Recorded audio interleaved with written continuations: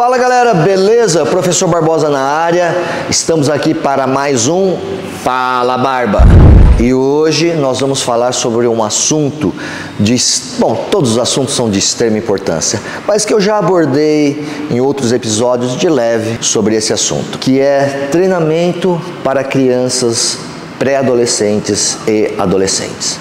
Nós que somos professor, temos que estar muito ligado em relação a isso. E tudo vai depender quais são os objetivos que você está aplicando nas suas aulas. Tudo vai depender quais são as qualidades que você vai, as qualidades físico-motoras que você vai estar aplicando com os exercícios para que os seus alunos adquiram. Tudo vai depender de objetivos. Mas uma coisa é fato, isso a gente não discute, nós não discutimos sobre esse assunto, que é treinamento de carga, que é um tabu entre nós que estamos aqui no Brasil. Em outros países onde esses tabus já caíram por terra, não existem. E eles trabalham isso de uma maneira perfeita. Claro, mesmo dentro desses países, não são todos os locais, escolas ou academias que aplicam, porque na maioria das vezes não são os objetivos do espaço.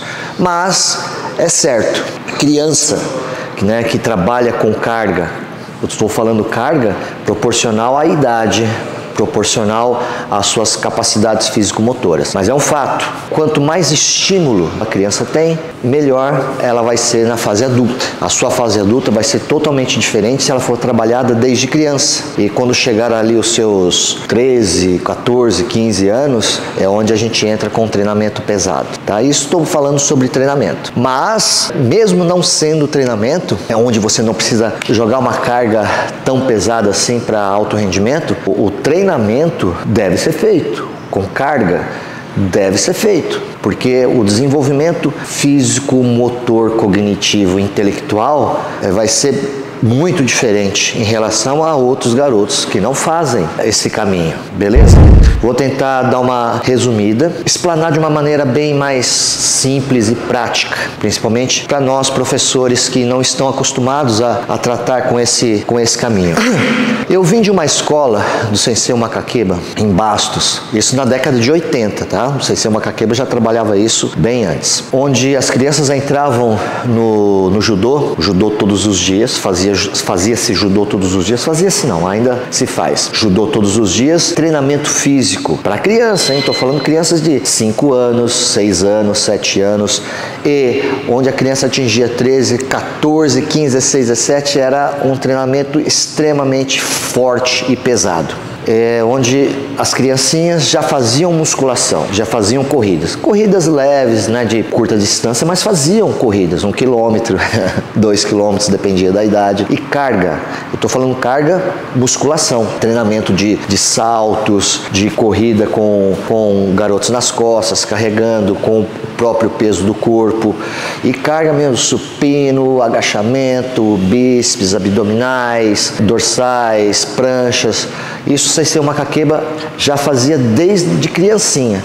E muitos podem se perguntar, poxa vida, está errado. Não, está muito certo, está corretíssimo. Claro, proporcional à idade. Você não vai enfiar tanta carga ao ponto da criança não conseguir fazer e gerar uma lesão. Isso daí é comprovado hoje, cientificamente, que é necessário, independente se ela vai ser um atleta de alto rendimento. Se ela for um atleta de alto rendimento, isso vai ser o fator diferencial lá na frente, quando ela entrar na fase adulta. Esse vai ser todo o fator diferencial, porque ela já construiu uma capacidade, vamos falar, neuromuscular. Ela está adquirindo capacidades neuromusculares, plasticidade de movimento, capacidades cognitivas que só a carga e o treinamento podem dar. Mais nada pode dar isso à criança. Então é necessário. Estou falando se a criança está seguindo o caminho de competição, para ser um competidor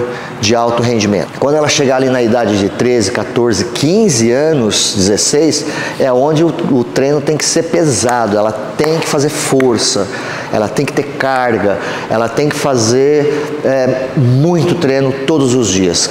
Você tem que capacitar o corpo dela, que ela está numa transformação onde os hormônios estão explodindo e é onde o treinamento pesado tem que entrar. Fazendo isso, quando ela entrar na fase adulta, né, além de ela usufruir de todos desse treino, ela tem a propensão a não se machucar. Tem tudo isso. Ela vai usufruir disso daí de uma maneira diferente de um outro adolescente que não passou por esse processo. Além dela usufruir disso, a probabilidade dela se machucar é quase nula. Não vamos jogar quase nula, né? Mas é muito, muito diferente de um adolescente que não passou por isso e começa a fazer treinamento de alta performance já entrando na fase adulta.